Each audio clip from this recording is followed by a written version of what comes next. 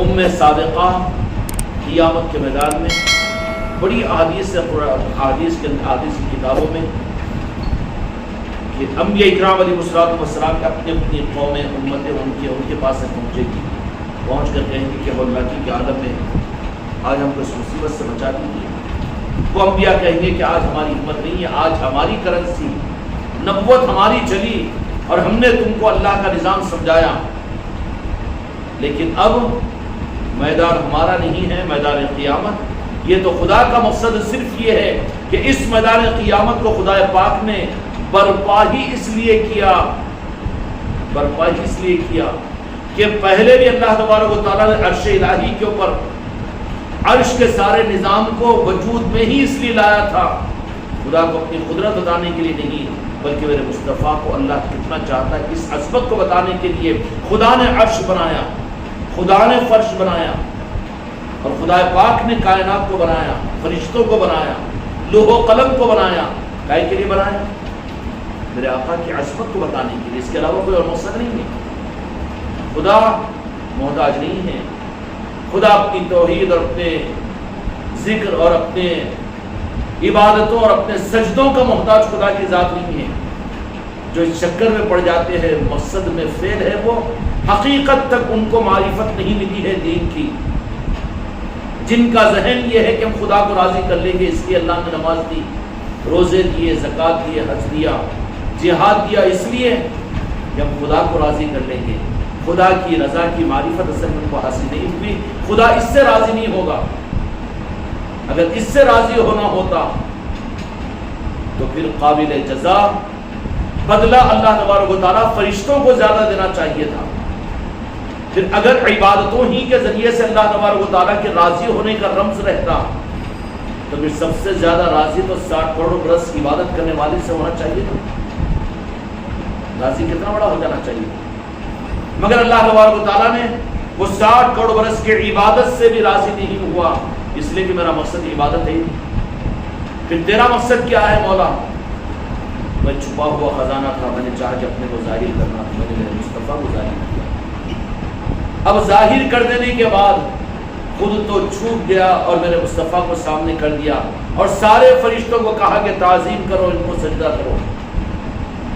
آدم کو سجدہ نہیں تھا، آدم سجدہ نہیں تھا، اصل میں وہ تو نور مصطفیٰ تھا جس کی تعظیم اللہ تعالیٰ نے عرش الہی پر کروائی، جن کی تعظیم کا عمل اللہ تبارک و تعالیٰ نے عرش الہی پر کروایا۔ اس سے بڑی گمراہیت کیا ہوگی کہ وہ امت میرے آقا کا کلمہ پڑھ کر اس آقا کی عظمت اور تعظیم سے محروم ہو جائے، اور میرے آقا کی محبت کو یہ دین کا رخ نہ سمجھے۔ یہ سب سے بڑی گمراہیت کا رخ ہے امت کا۔ اور پھر دین کے معاملات کے اندر میں گمراہیت کی سب سے بڑی گمراہیت یہ ہے، قیامت کے میدان میں اللہ تبارک و تعالیٰ ان امتیوں کو کہیں گے کہ جاؤ پہلے اپنے نبیوں کے پاس جاؤ، اس لیے کہ ان کے ہاتھ پر تم نے کلمہ پڑھا ہے۔ تو پھر کیا کہیں گے وہ انبیاء اکرام علیہ السلام؟ کلمہ ہم نے پڑھایا، دین پر ہم نے اللہ کی بات کو تم تک ہم نے پہنچایا، لیکن کیا تم تک ہم نے یہ نہیں پہنچایا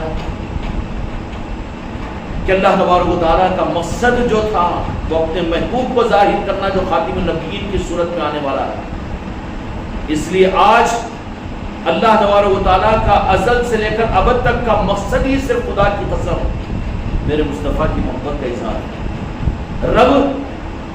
رب بات بہت دور چلی جائے گی، لیکن سب تو عبادت کریں گے رب کی، لیکن رب جس کا ذکر کرتا ہے وہ میرے مصطفیٰ کی ذات ہے۔ کون سا مقام ہے میرے آقا کا؟ اللہ تبارک و تعالیٰ، اور اللہ تبارک و تعالیٰ جو میرے مصطفیٰ کے ساتھ محبت کے رخ کو اختیار کرے گا، اللہ پھر اس سے یہ نہیں پوچھے گا کہ تو میرا حق کیا ادا کیا، اس لیے کہ حق میں سب سے اعلیٰ حق رب کا یہ ہے کہ اس کے مصطفیٰ سے محبت کی جائے۔ اور جن کو یہ چیز مل جاتی ہے، اللہ تبارک و تعالیٰ پھر اور چیزوں کے معاملات میں ان سے پرسش نہیں کرے گا۔ قیامت کے میدان میں بغیر حساب و کتاب کے وہ جنت میں داخل کر دیے جائیں گے، اور جو ان معاملات میں جتنے اونچے درجے کے لوگ ہوں گے میرے آقا کی محبت میں، تعظیم اور ادب میں، قیامت کے میدان میں ان کی جلوہ نمائیاں ظاہر کروائے گا رب العالمین۔ میدان محشر کیا ہے؟ مالک یوم الدین، بدلے کے دن کا مالک رب العالمین ہے، تو قیامت کا میدان اللہ تبارک و تعالیٰ ظاہر کیوں کرے گا؟ اور قیامت کا میدان کہتے کسے ہیں؟ قیامت کے میدان کا مقصد بھی صرف اور صرف یہی ہوگا کہ میں نے کائنات جن کے لیے بنائی تھی وہ میرے محبوب اور میرے مصطفیٰ کے لیے بنائی تھی۔ اب تم لوگوں نے یہ ہزاروں برس کی دنیا میں زمین کے اوپر زندگی گزار کر تم نے ہمارے رخوں کو اگر تم نے پھیرا ہوگا، عقیدوں میں کمی کجی آئی ہوگی، آخر میں اتمام حجت کے طور پر رب العالمین قیامت کے میدان قائم کر دے گا اور بتا دے گا کہ میرا جو پہلے دن کا مقصد تھا آج آخری دن کا مقصد یہ ہے کہ میرے محبوب سے میں جو محبت کرتا ہوں اس کو ظاہر کروں۔ کیا کرے گا؟ ورنہ اگر انبیاء اکرام، انبیاء تو ہمارا عقیدہ ہے کہ وہ معصوم ہوتے ہیں، اللہ کے برگزیدہ بندے ہوتے ہیں، تمام صحابہ مل کر ایک ادنا نبی کے مقام تک نہیں پہنچ سکتی، یہ عقیدہ ہے۔ لیکن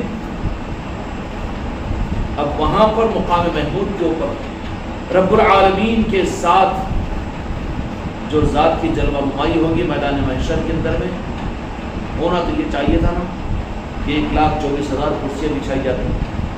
وہ بھی تو نبی ہے، وہ بھی تو پیغمبر رسول ہے، اور نعوذ باللہ علیہ باللہ ان میں سے کسی ایک کو بھی اس معاملے پر کہ بعد میں یہ آئے اور ان کو یہ عظمت میدان قیامت میں، وہ جانتے ہیں وہ انبیاء اکرام علیہ السلام کہ خدا کا مقصد یہی ہے، وہ خدا کے برگزیدہ بندے ہیں، تو میرے مصطفیٰ کی عظمت و تعظیم اس پر وہ خوش ہوتے ہیں، ان کے لیے قابل جزا بنتی ہے وہ چیز، کیونکہ حق کو جانتے ہیں، اللہ کا مقصد پورا ہو رہا ہے۔ تو انبیاء تو رب کے ہیں نا، وہ دیکھیں گے کہ اللہ کا مقصد پورا ہے کہ میدان قیامت میں میرے مصطفیٰ ہی کی دنیا میدان قیامت کے اندر میں جلوہ نمائی ہوگی، پہچان ہوگی، اور رب العالمین بھی مقام محمود پر میرے مصطفیٰ کو جلوہ افروز فرما کر اس کے بعد میں کیا کہے گا کہ آپ کے دنیا میں آنے سے پہلے تو آپ احمد میں تھے، احمد تھا آپ کا اسم مبارک، اسم مصطفیٰ، دنیا میں گئے تو میں نے محمد بنا دیا، اور محمد کو جو پہچان کر محبتوں کے رشتوں کو قائم کیا، جزا میں دینے والا تھا، ان کو جزا میں دوں گا، ملے گا نا جزا۔ جزا کی بنیاد تعظیم اور محبت اور عظمت مصطفیٰ ہے، اس کے بغیر امید منت کی ہے خدا کی بارگاہ سے، خدا تو دھتکار دے گا، وہاں پر میرا مقصد پورا نہیں کیے، اپنے غرض کے لیے تم نے نماز پڑھی، اپنے غرض کے لیے تم نے روزے رکھے، میری غرض کی تم نے رعایت نہیں کی۔ اگر رب سے پوچھے کہ تیری غرض کیا ہے تو خدا کی قسم رب تو صرف یہ کہے گا کہ میرے محبوب سے جو میں محبت کرتا ہوں اس کو تم جانو، اس کو تم ظاہر کرو، اس کو پہچانو، میری غرض تو یہی ہے۔ اور جو اللہ کی غرض کو پورا نہ کر کے اللہ سے اپنی عبادتوں کا بدلہ لینے کے لیے جائے، رب تو کہے گا کہ تیرے غرض کے لیے تو عبادت کیا اور بدلہ لینے کو میرے پاس میں آ گیا، نوکری اپنی جنت کے لیے کیا، روزے اپنے جہنم سے بچنے کے لیے رکھا، اور اپنے آپ کو متقی اور پرہیزگار ظاہر کرنے کے لیے دنیا میں کیا غرض کے لیے، اور میرا مقصد تو پورا نہیں کیا اور مزدوری لینے میرے پاس میں آ گیا۔ دوسری بات خدا وہاں پر ریجیکٹ کر دے گا، نہیں، پھر میرے پاس میں ہے رب العالمین، تیرے پاس میں بدلہ کس کو ملے گا؟ میرے پاس میں بدلہ، میرے پاس کا بدلہ تو سب کچھ بدلہ ایسا کہ میں ہی اس کو مل جاتا ہوں جو میرے محبوب کا بن جائے۔ یہ ہے من کان للہ و کان اللہ لہ، جو میرے محبوب کا ہو گیا میں ہی اس کا ہو جاتا ہوں۔ بدلے کی بات کیا کر رہے؟ جنت بدلہ نہیں بنتا میرے محبوب کی محبت کا، میرے محبوب کی عظمت اور تعظیم اور توقیر کا بدلہ جنت نہیں ہو سکتی، بلکہ یہ ہے کہ پھر جب میرے محبوب سے تم محبت کرتے ہو، اگر تم نے میرے مقصد کو پورا کیا تو تم بندے ہونے کے باوجود اور میں خالق اور معبود ہونے کے باوجود اپنے ساتھ میں تم کو اپنے عمل میں بھی شریک کر لیتا ہوں۔ یہاں شرک نہیں ہے، میرے مصطفیٰ کی محبت کی راہ میں شرک نہیں ہے، یہاں اجالا ہے، یہاں پر گڑھوں میں بچا جاتا ہے، یہاں گرا نہیں جاتا، ٹھوکر نہیں لگتی۔ اگر محبت نہ ہو میرے آقا کی، جس نظام کے اندر میں، جس علم میں، جس عمل میں، جس تجربے میں، جس عبادت میں میرے مصطفیٰ کی محبت کی روشنی نہیں ہے، وہاں ٹھوکر کھائے گا آدمی، گڑھے میں گرے گا۔ لیکن جہاں پر اگر محبت کی روشنی قلب کے اندر میرے مصطفیٰ کی مل جائے تو روشنی کے اندر میں ٹھوکر نہیں کھاتا. اس لیے گمراہیتیں اہل علم کے ذریعے سے دنیا میں عبادتوں کے نظام والوں کے اندر میں چلی، لیکن اولیاء میں کوئی گمراہیتیں اس لیے کہ روشنی والے ہیں، ان کو چکر نہیں ہے، ان کو خطرات نہیں ہیں، اس لیے کہ روشنی ان کے پاس میں ہے. روشنی میں آدمی بچ جاتا ہے، بچا لیا جاتا ہے. اور یہ میرے آقا کی محبت کی روشنی میرے مصطفیٰ اپنے سے محبت کرنے والوں کو عطا کر دیتے ہیں، اپنے سے محبت کرنے والوں کو عطا کرتے ہیں. اس لیے تو جہاں کے مالک میرے آقا نے حدیث پاک میں فرمایا، جس کا مفہوم یہ ہے، علماء من صدری، کہ وہ اصل وارثین ہمارے جن کی نسبت میرے قلب سے ہوتی ہے. کیا مطلب؟ یہ العلماء و ورثۃ الانبیاء سے مراد یہ نہیں ہے. کیوں؟ کہ اگر وراثت ہے تو نبی کی وراثت میں جھگڑے نہیں ہوتے، نبی کی وراثت میں جھگڑے نہیں ہوتے. اب یہ جو اختلاف اور جھگڑے اور یہ ساری چیزیں ہیں، تو پتہ یہ چلا کہ یہ اصل وراثت نہیں ہے. اصل علماء کون ہوتے ہیں؟ من صدری، میرے قلب سے ہوتے ہیں. وہ میرے قلب سے میرے مصطفیٰ نے فرمایا کہ وہ جو میرے جانشین ہیں، وہ جن کے قلب میں اپنی محبت کی روشنی دے دیتا ہوں، میرے محبت کا چراغ ان کے سینے میں جل جاتا ہے، پھر وہ اس روشنی کو لے کر دنیا میں بھٹکنے والے نہیں ہوتے، گمراہ ہونے والے نہیں ہوتے، اور دنیا میں وہ ٹھوکر کھانے والے نہیں ہوتے، وہ پھر مسلک و جماعتوں کے بنانے والے نہیں ہوتے، بلکہ وہ تو راست جن کو میں اپنے قلب کی دولتوں سے اپنی کوئی نورانیت کا کوئی کروڑواں حصہ اور ذرہ ان کو عطا کر دیتا ہوں، تو وہ روشنی ایسی ہوتی ہے کہ وہ ان کے دل کے اندر میں وہ روشنی پیدا ہو جاتی ہے کہ اس روشنی سے لوگوں کو راستے ملتے ہیں، روشنی سے لوگوں کو راستے ملتے ہیں. وہ زندہ رہے بھی تو پھر ان کے وہ قلب کی روشنی سے عشق مصطفیٰ کی روشنی، اس کو دیکھ کر پہچانا جائے گا کہ مصطفیٰ کا غلام ہے. اس کو حق سمجھ میں آئے گا، مکاری سمجھ میں نہیں آئے گی، بچ بچاؤ سمجھ میں نہیں آئے گا، بلکہ اس کی دیوانگی اس پر نظر پڑے گی. تو پھر وہ اس نتیجے پہ پہنچے گا کہ نہیں، بمقصد زندگی تو یہ ہے، اور دین کا حقیقی رخ تو یہی ہے کہ دین پہنچانے والے دو جہاں کے مالک محمد رسول اللہ صلی اللہ علیہ وسلم کے ساتھ دل و جان سے زیادہ محبت کی جائے. کیوں؟ کہ وہ روشنی سے وہی چیز ان کو سمجھ میں آئے گی، یہاں پر گمراہیتیں نہیں ہوگی. اس لیے آپ نقدی کی بات نہیں ہے، ذرا کے ساتھ میں سنو اس چیز کو. بڑے بڑے علماء، بڑے بڑے علم والے اور بڑے بڑے لوگ دنیا میں دینی خدمتوں کے کرنے والے، بڑے بڑے لاکھوں انسانوں کی دینی رہبری کرنے والے اور لاکھوں کتابوں کے لکھنے والے اور بڑی بڑی لائبریریوں کی تصنیف و تالیف کرنے والے، لیکن لمبی فہرست ہے کہ ان سے چوک ہوئی اور وہ آخر میں اپنے نتیجے کے اعتبار سے امت میں فتنے پیدا کیے اور وہ خود بھی اپنی ذات سے گمراہ ہو گئے، اپنی ذات سے گمراہ ہو گئے. اور بہت سے وہ لوگ ہیں کہ جن کا اس دنیا میں بڑے دین کی خدمت ہاتھوں پر ہوئی تھی، لیکن خدا کا نظام کہ وقت آخر ایمان پر خاتمہ نہیں ہوا. ایسے لوگ مل جائیں گے آپ کو، لیکن برخلاف اس کے اولیاء کی پوری تاریخ میں کوئی بھی ایک ولی اپنے انجام کے اعتبار سے گمراہ ہو کر دنیا میں نہیں مرتا، بلکہ وہ روشنی کا کمال یہ ہوتا ہے کہ زندگی میں وہ سنبھل کر چلتا ہے، ٹھوکر نہیں کھاتا، گڑھے میں نہیں گرتا، گڑھے میں نہیں گرتا. اور پھر وہی روشنی کا، اس روشنی کو سنبھالنا، جان دے دے گا، لیکن عشق مصطفیٰ کی روشنی کو وہ چھوڑنا پسند نہیں کرے گا. اس روشنی کو سنبھال لے گا وہ.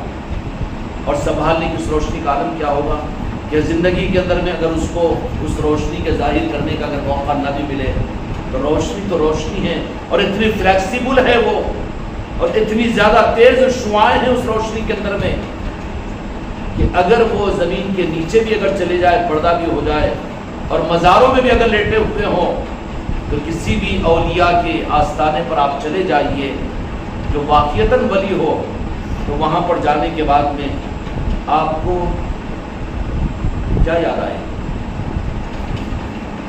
علم، کارنامے، ان کی لکھی ہوئی کتابیں، اولیاء سے محبت کرنے والوں کو یہ ساری چیزیں تو اضافے کی نظر آتی ہیں۔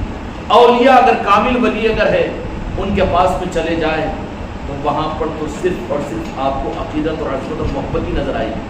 وہی چیز ان کو بھی ان کے پاس سے ملے گی، وہی چیز، کیونکہ وہی چراغ جل رہا ہے وہاں پر، وہی رنگ کی روشنی جل رہی ہے۔ گرانے پھر غوث اعظم کے آستانے پر چلے جائے، خواجہ عثمان ہروانی کے پاس میں چلے جائے، پنجتن پاک کے ائمہ طریقت کے پاس میں چلے جائے، یا پھر تم اپنے اپنے علاقوں کے اندر بھی اگر راجن شاہ ولی کے پاس بھی چلے جائے تو وہاں پر جانے کے بعد یہ کتنی نمازیں پڑھتے تھے یہ سمجھ میں آئے گا، اور ہر نماز کے اندر مسواک استعمال کرتے تھے کہ یہ سوچے گا کہ کتنا سنتوں پر عمل کیے تھے کہ سوچے گا۔ وہاں جانے کے بعد میں اگر قلب سے اگر رابطہ اگر قائم ہو، اگر سچا قلب اس کا ہو، تو وہاں پر تو یہی نظر آئے گا کہ یہ میرے مصطفیٰ سے کتنی محبت کرنے والے تھے، اور میرے آقا کی محبت میں انہوں نے اپنی زندگی کیسے گزاری، اور وہی میرے آقا کی محبت میں اس آقا کی منشا کو پورا کرنے کے لیے اپنے علاقوں سے نکل کر یہاں پر آ کر اپنی زندگیوں کو لگا دیا۔ یہی ہوگا کہ نہیں؟ اولیاء کے آستانوں پر جانے کے بعد میں عشق رسولی تو سمجھ میں آئے گا، اس لیے وہاں پر عشق رسول ہوتا ہے، تعظیم اور محبت ہوتی ہے۔ اسی وجہ سے تو وہاں پر اس روشنی کی وجہ سے، سیدھا بیٹھو، اس روشنی کی وجہ سے پھر وہاں کا ماحول پورا ادب کا اور عظمت اور تعظیم کا رہے گا۔ کیوں؟ کہ ان کا وجود خود تعظیم اور ادب اور عظمت کی وجہ سے وہ چیز وہاں پر حاصل کی ہے ان کو۔ تو پھر وہ اگرچہ کہ پردہ ہو چکے ہوں، 800 سال ہو چکے ہیں خواجہ خواجگان کے پاس میں، صابر پاک کو 700 سال ہو گئے، ان لوگوں کے پاس میں جاؤ تو دماغ ادھر جائے گا کہ کتنی بھی نمازیں پڑھتے تھے، زکوٰۃ دیتے تھے، حج کرتے تھے، کتنے بار حج کیے، یا نوافل پڑھتے تھے۔ جا کے ایمانداری سے بولو، یہ پریکٹیکلی چیز بول رہا ہوں، کیا ذہن جائے گا وہاں پر؟ ارے یہ تو وہ تھے جو میرے آقا پر، میرے آقا کی محبت میں انہوں نے اپنے وطنوں کو چھوڑ دیا۔ محبت کے رخ آئے گا نہیں، وہ جو رخ آتا ہے آج بھی ان کے آستانوں سے جو ملتا ہے، وہ روشنی جو ملتی ہے وہ عشق مصطفیٰ کی روشنی ہے۔ آج بھی وہاں پر جانے والوں کو وہی عشق مصطفیٰ کی روشنی ملے گی۔ پھر عشق مصطفیٰ کی روشنی میں وہاں پر پھر آدمی کو ان کے چوکھٹ پر ماتھے کا ٹیکنا بھی، اور ان کی چادر کو چومنا بھی، اور محبتوں کا اظہار کرنا بھی، اپنے مال کو لٹا دینا بھی، اور وہاں پر اپنے وقت کو لگا دینا بھی، وہ اپنے لیے سعادت سمجھے گا۔ کیوں؟ کہ وہ روشنی ملی ہوئی ہے وہاں پر۔ ان اولیاء جو مقبول بارگاہ ہیں خداوندی کے اولیاء ہے، لیکن اولیاء میں بھی دو قسم ہوتی ہے۔ قرآن مجید میں بھی تذکرہ ہے کہ اولیاء اللہ، اولیاء الی الشیطان، الی الشیطان، شیطان بھی اولیاء بنا کر لا کر رکھ دیتا ہے وہ اولیاء کی عظمتوں کو چھپانے کے لیے۔ پھر یہ اپنے کو ولی ولی ولی ولی بول کر گول گھماتا رہتا ہے بندوں کو، لوگوں کو۔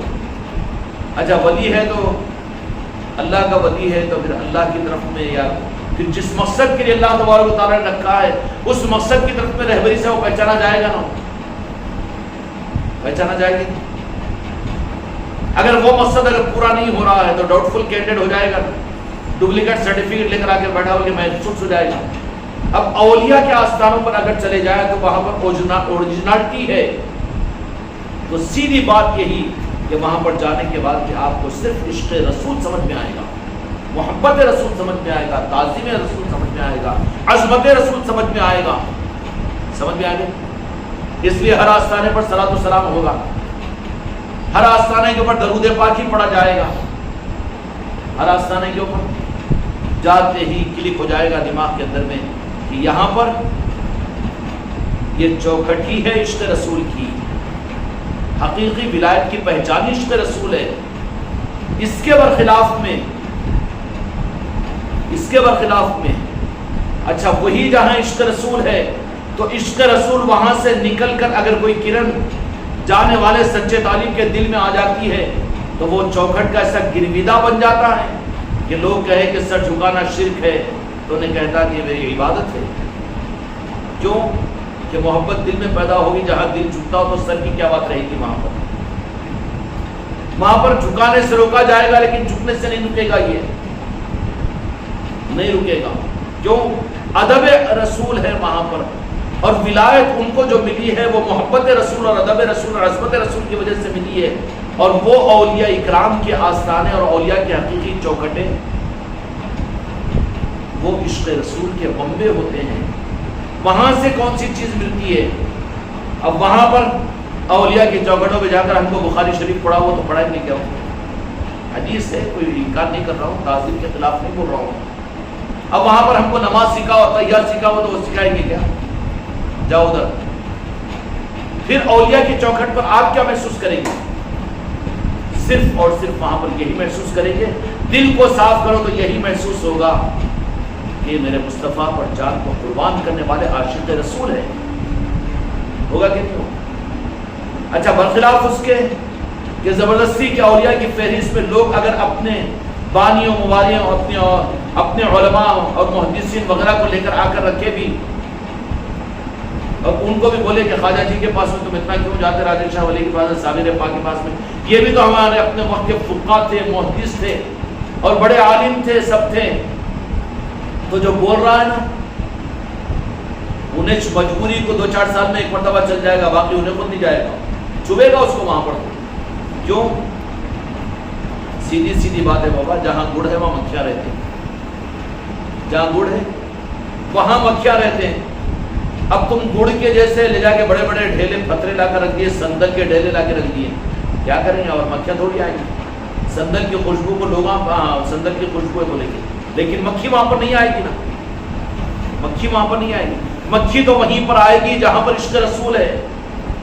اس لیے روکنے کے باوجود بھی جن کے دلوں میں محبت ہوتی ہے, محبت کے لیے جن کے قلوب کو اللہ تبارک و تعالیٰ تیار کرتا ہے, عشق رسول کے لیے تیار کرتا ہے, عاشق رسول کبھی آستانوں سے نہیں رکتا,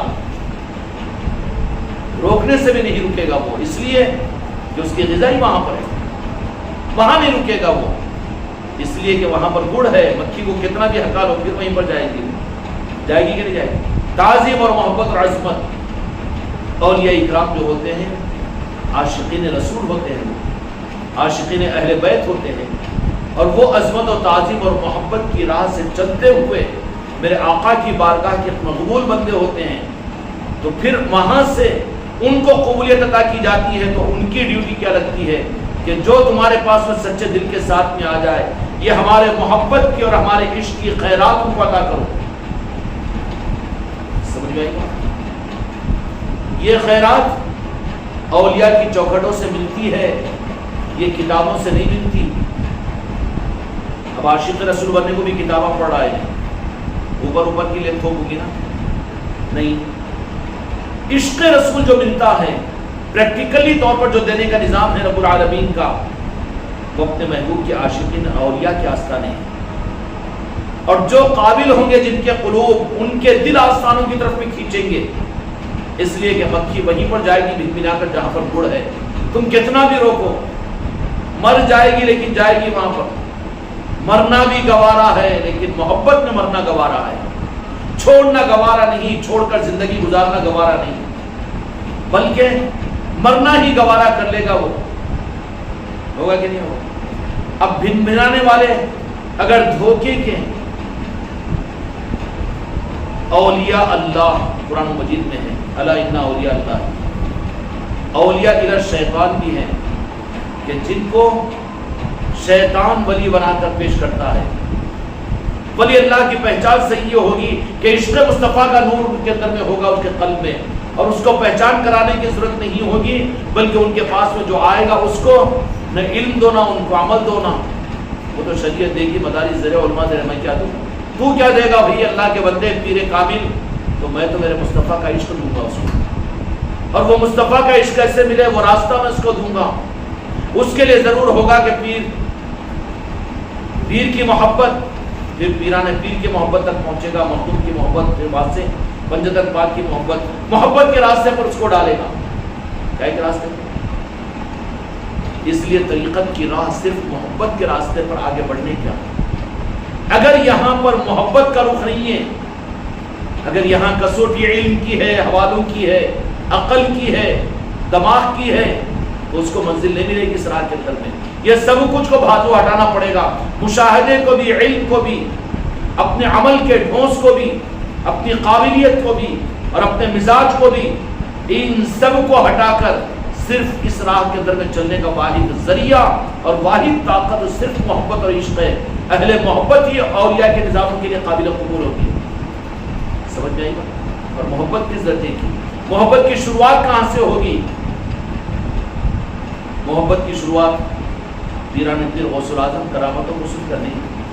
وہ محبت کی شروعات جو ہوگی وہ اپنے پیر سے شروع ہوگی. کہاں سے شروع؟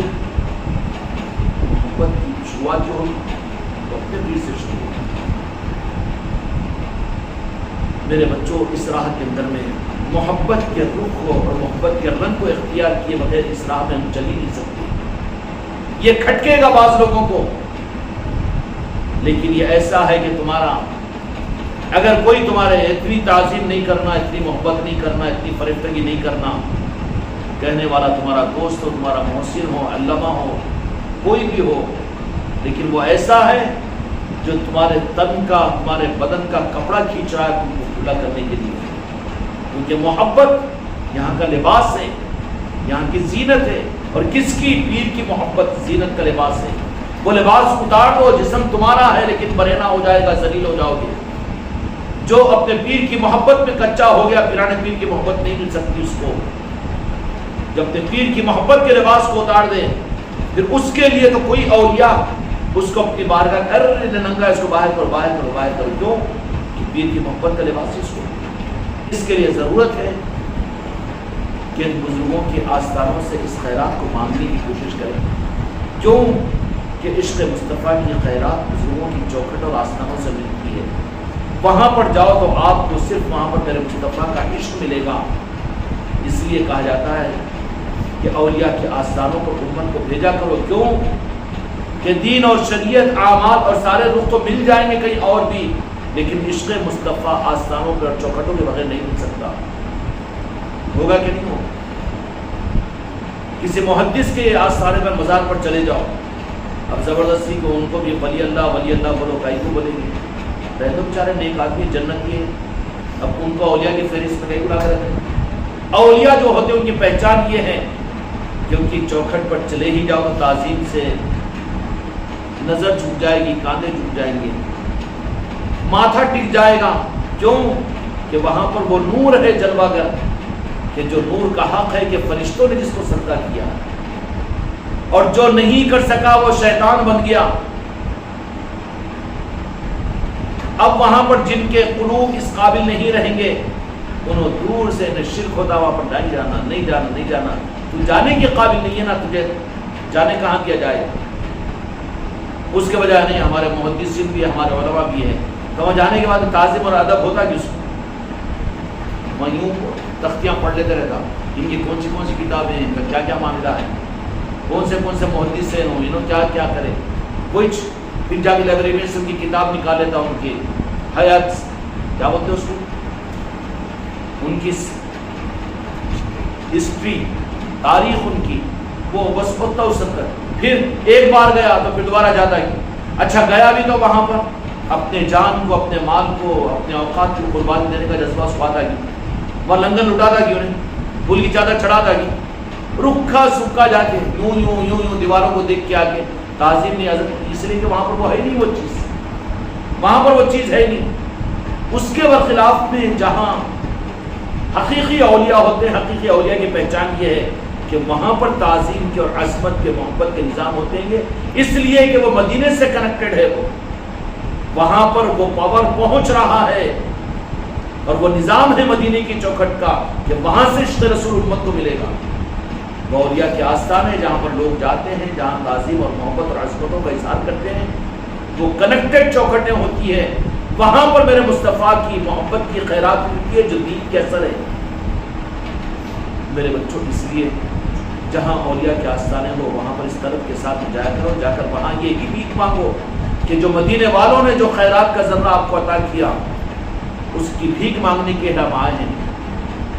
رخ ایسا بدل گیا، خود غرض ایسا بن گیا یہ غرض کا بندہ کہ وہاں بھی گیا تو پھر اپنی ہی مانگتا ہے، اپنی ہی پریشانیوں کو رکھتا ہے وہاں پر. اس سے زیادہ پریشانی تو تیری یہ ہے کہ تیرا ایمان سلامت نہیں ہے، تیرا روح سلامت نہیں ہے، پہلے وہ تو حاصل کر. اس لیے اولیاء کے پاس جاؤ تو وہ خیرات مانگو جو مدینے سے ان کو ملی. سمجھئے، یہ پہچان ہے اولیاء کے حقیقی کے جو کنیکٹڈ ہے مدینے پاک سے. ان کے پاس میں جانے کے بعد عشق رسول سمجھ میں آئے گا.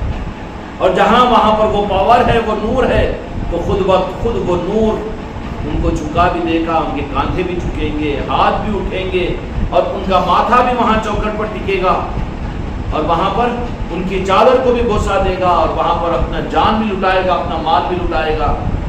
اس لیے کہ وہاں سے عشق مصطفیٰ ان کو مل رہا ہے. اس لیے کہ جن کو عشق مصطفیٰ ملا تھا وہ صحابہ اکرام کے زندگی کی پہچان یہ کہ وہ ایک ایک سانس، ایک ایک پائی، اپنی آل اولاد سب کچھ وہ اپنے محبوب پر قربان کرنا ہی اپنی کامیابی سمجھتے تھے. سمجھتے تھے کہ نہیں سمجھتے؟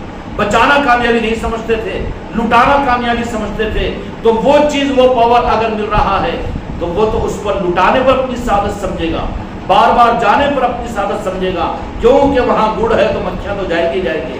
روکنے سے اجمیر کو نہیں رکیں گے نا لوگ. تو جن میں عشق رسول کی صلاحیت جن کے قلوب میں پیدا ہو جاتی ہے، یہ کسی پیران کامل کی وجہ سے ان کے قلب و قلوب کے اندر میں یہ صلاحیت پیدا ہو جاتی ہے عشق رسول کے حاصل کرنے کی، تو پھر وہ اولیاء کے آستانوں سے اپنی زندگی کے روح کو جوڑ دیتے ہیں. پھر وہاں سے ان کو عشق رسول ملتا ہے. یا غری نواز کہنے میں ان کو میرے مصطفیٰ کی محبت کا رخ ملتا ہے، یا غوث العظم کہنے میں یا رسول اللہ کہنے کی لذت ان کو ملتی ہے، کیونکہ وہ سپلائی ہے وہاں پر. اگر تمہارا دل صاف اور صحیح ہے تو کلک ہو جاتا ہے کہ ہم عشق رسول ملے گا. اور ان کے آستانوں کو دیکھ کر، ان کی چوکھٹوں کو دیکھ کر جو بات عام آدمی کو بھی سمجھ میں آئے گی، یہاں پر تعظیم ہے، عظمت ہے، محبت ہے. عظمتیں ہوتی ہے، محبتیں ہوتی ہے، اور یہ چیز انسانوں کی اس کی نہیں رہتی بلکہ خدا کا نظام ہوتا ہے کہ وہاں پر وہ ساری چیزیں ہوتی ہیں، اس لیے کہ وہ قابل تعظیم اللہ کو مقصود ہے کہ ان کی تعظیم اور عظمت کروانا. اس لیے اس کی خاصیت صرف یہ رہتی ہے کہ وہاں پر عشق رسول کی نسبت ہوتی ہے، مدینے کی خیرات وہاں پر ہوتی ہے. اس لیے اولیاء کے آستانوں پر اس طلب کے ساتھ میں جانا کہ وہ خیرات ہمیں مدینے پاک کے عطا کی، اس کے ہم نکالی بن کر آپ کی بارگاہ میں آئیں تو انشاءاللہ وہ خیرات پھر وہاں پر ملے گی. اللہ تعالیٰ ہم سب کو حق کے ساتھ آگے بڑھائے. وحق لا الہ الا اللہ.